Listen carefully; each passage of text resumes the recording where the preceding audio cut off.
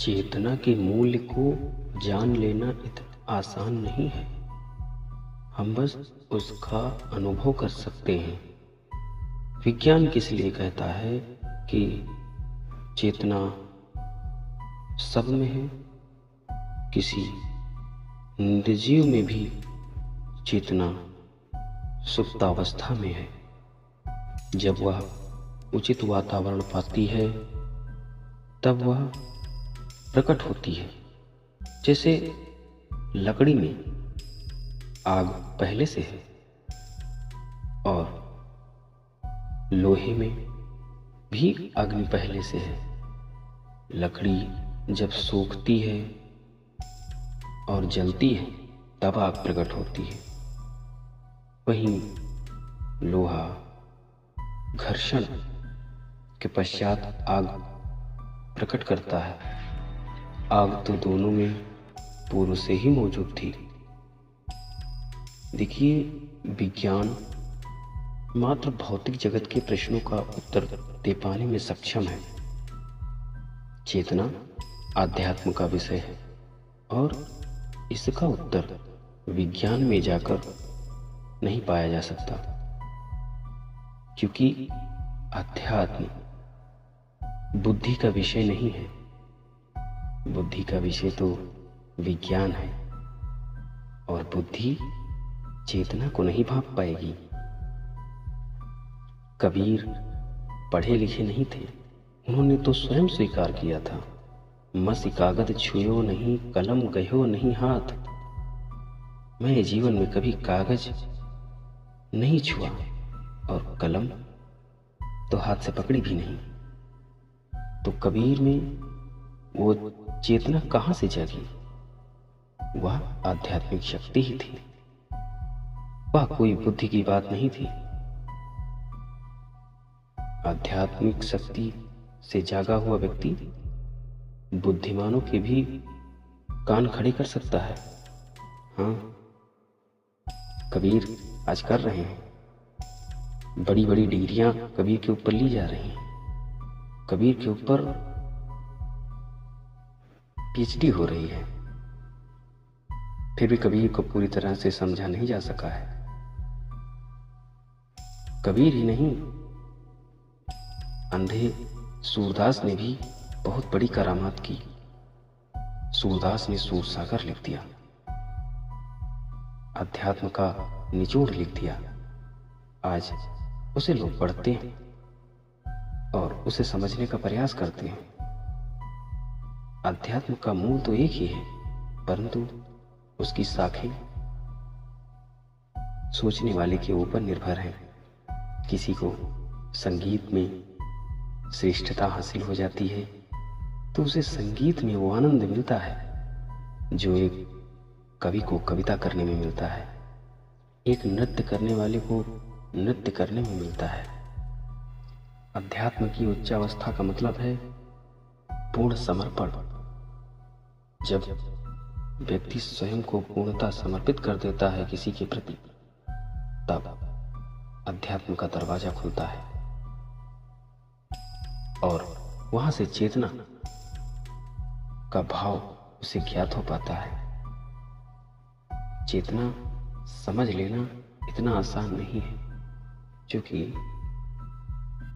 चेतना कब किस तरह कैसा रूप ले, शायद हो सकता है उसे भी ना मालूम हो कि उसकी आगे की यात्रा कैसी होगी।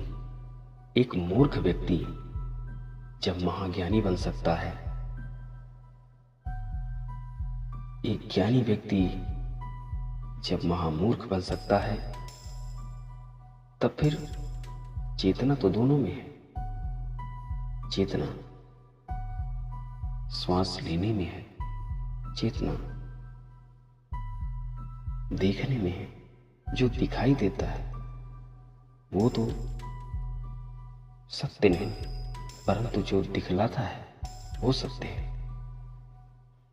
ध्यान रखना, जब तुम श्वास ले रहे होते हो तो श्वास जो ले रहा है वो सत्य है, ये नाक नहीं सत्य है। ये श्वास जो छोड़ रहा है हो सकते हैं। ये ना तो नाक सकते हैं, ना ही फेफड़े सकते हैं। चैतन्य स्वरूप आत्मा हर एक के भीतर व्याप्त है और वही कारण है इन सब का। यह संपूर्ण पृथ्वी चैतन्य स्वरूप ही है। बस मिट्टी में, पौधों में, प्लास्टिक में, लकड़ी में चैतन्यता के मूल का अनुपात अलग अलग है। ध्यान देना, जिस प्रकार एक पदार्थ छोटे छोटे परमाणुओं से मिलकर बना है, सेम प्रक्रिया चैतन्यता में भी है। जिस अनुपात में जिसके पास चेतना है, वह उसी के अनुपात में उसी प्रकार कार्य करता है। जिस प्रकार एक लकड़ी और दूसरी लकड़ी में तमाम भिन्नताएं पाई जाती हैं, उसी प्रकार एक जीव और दूसरे जीव में तमाम भिन्नताएं हैं। एक प्लास्टिक दूसरी प्लास्टिक के जैसी नहीं हो सकती, उसी प्रकार एक चींटी दूसरी चींटी के जैसी नहीं हो सकती। हर एक में उस चेतना का अनुपात कम ज्यादा है। क्या कभी सुना है किसी ने तुमसे कहा है कि तुम्हारी चेतना कहाँ है? तुम्हें ध्यान होगा जब तुम अपने शरीर से अलग होते हो, तुम्हें कांटा चुभ जाता है और तुम जान नहीं पाते हो। तुम्हारे पैर से खून भी बहने लगता है और तुम नहीं जान पाते। आखिर क्यों नहीं जान पाते? ये जो जीव विज्ञान में तंत्रिका तंत्र है, ये सब कुछ काम नहीं करता उस अवस्था में। यदि चेतना अपने स्थान पर नहीं है, तब कुछ भी ज्ञात नहीं हो पाएगा। इसलिए सामने वाला तुमसे कहता है तुम्हारी चेतना कहाँ खो गई है। जब व्यक्ति बेहोश हो जाता है, कहते हैं अचेत हो गया। अब उसके कांटा लगेगा, तब उसे कुछ भी न ध्यान रहेगा। परंतु यही स्थिति जागते हुए व्यक्ति में भी महसूस की गई है। तुमने अपने जीवन में कई बार चेतना की अनुपस्थिति का अनुभव किया होगा। तुम्हें याद है कि जब तुम्हारे पैर में एक बार खून बह रहा था और तुमने ध्यान नहीं दिया था। जब खून देखा गया, तब तुम्हें पता चला कि यहाँ पर शायद कांटा चुभा था या कुछ चोट लगी थी।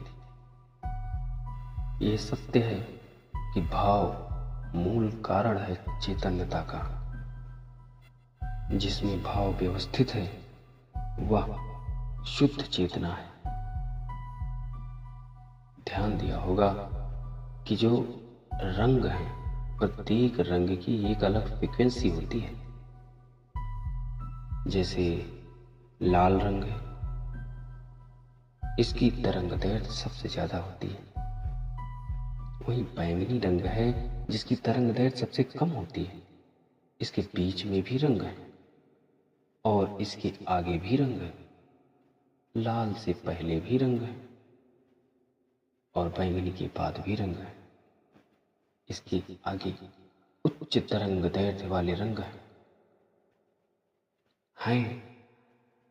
कभी कभी आपको शायद दिख जाए, किसी किसी को दिख जाते हैं और दिख भी जाते हैं तब जब हमें उसका कोई गुण नहीं पता, कोई नाम नहीं पता, इसलिए ध्यान नहीं दे पाते। ये पृथ्वी का आकर्षण तो पहले भी था, बहुत पहले था, शुरू से था, जब से पृथ्वी है। आधुनिक काल में आकर पता चला कि ये गुरुत्वाकर्षण है। जब एक चीज का विशेष नाम दे दिया गया तब वो उस विशेष रूप में जानी पहचानी जाने लगी।